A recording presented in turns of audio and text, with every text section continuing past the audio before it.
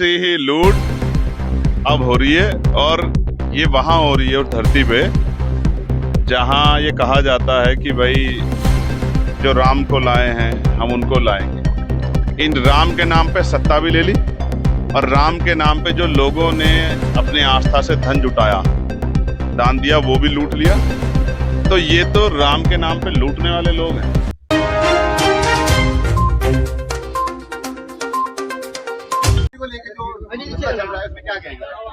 देखो, आप ये मान लो कि जिस तरह से पहले आपको याद है कि लूट हुई थी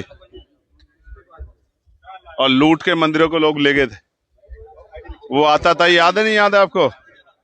ऐसी ही लूट अब हो रही है और ये वहां हो रही है उस धरती पे जहां ये कहा जाता है कि भाई जो राम को लाए हैं हम उनको लाएंगे।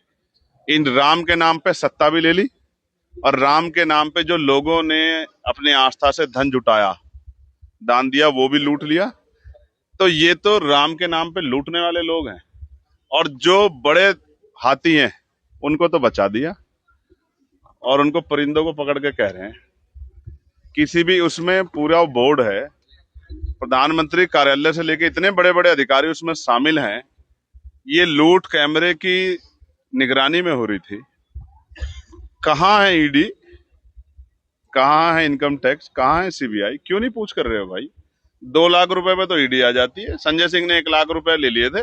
1 लाख रुपए का आरोप लगा था संजय सिंह पे कि उन्होंने 1 लाख रुपए घूस ली, तो ईडी वाले पकड़ के ले गए थे, जेल बंद कर दिया। कहाँ गई ईडी? मनी लॉन्ड्रिंग नहीं है ये, करोड़ों रुपए घोटाले का मामला आ रहा है, चांदी, तमाम तरह की चीजें। हालांकि मैं तो बहुत इंटरेस्ट ले रहा हूं कि जिन्होंने दे दिया उन्होंने तो दे दिया, लेकिन किसी की भी जो है आस्था का अपमान ना हो, इसका ध्यान रखना था सरकार को। तो जब अयोध्या में लूट हो रही है और लूट के बाद असर कैसा है, वो अयोध्या का 2024 का लोकसभा रिजल्ट आपके सामने है। तो जैसा करोगे वैसा भरोगे। स्वर्ग नरक का तो पता नहीं, यही मिलेगा जो कुछ मिलना है। अब आप समझ लो कि बिना एफआईआर के एसआईटी का गठन, और एसआईटी ने क्या किया और एसआईटी की रिपोर्टों पे कितना काम होगा, सब आपके सामने है। 1000 का घोटाला होने के बाद भी जो है 1000 का बता दो, आप ही बता दो। करोड़ घोटाला होने के बाद जो है उन्होंने इस्तीफा दिया है। छोटी रकम है क्या ये? तो उस तरह किस तरह देखते हैं? आप सहारनपुर को दे दो, यहाँ के सैकड़ों गांव आबाद हो जाएंगे।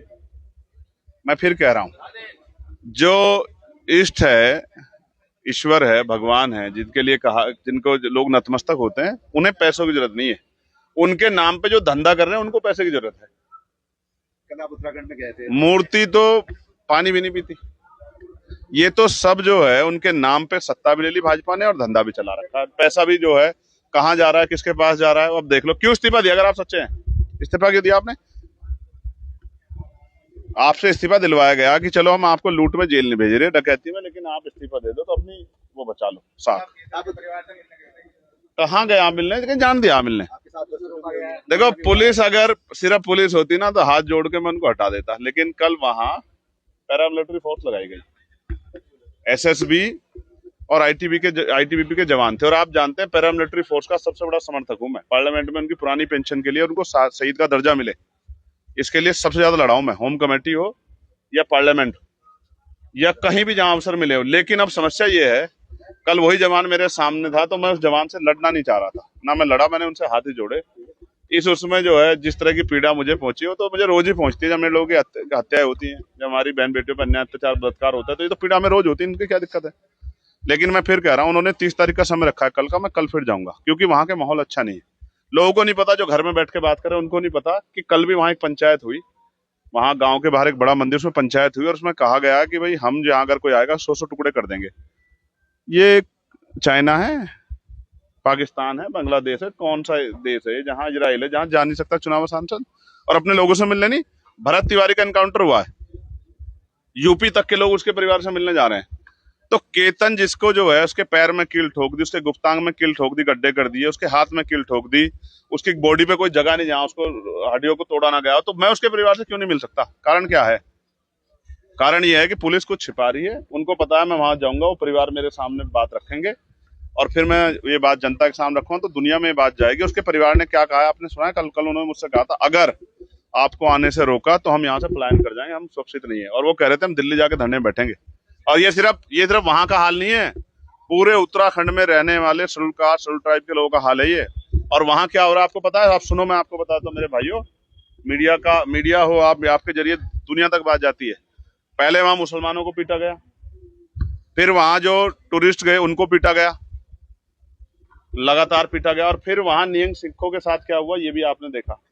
वो बॉर्डर नहीं है, वो चाइना नहीं है, वो उत्तराखंड का ही एक बड़ा हिस्सा है।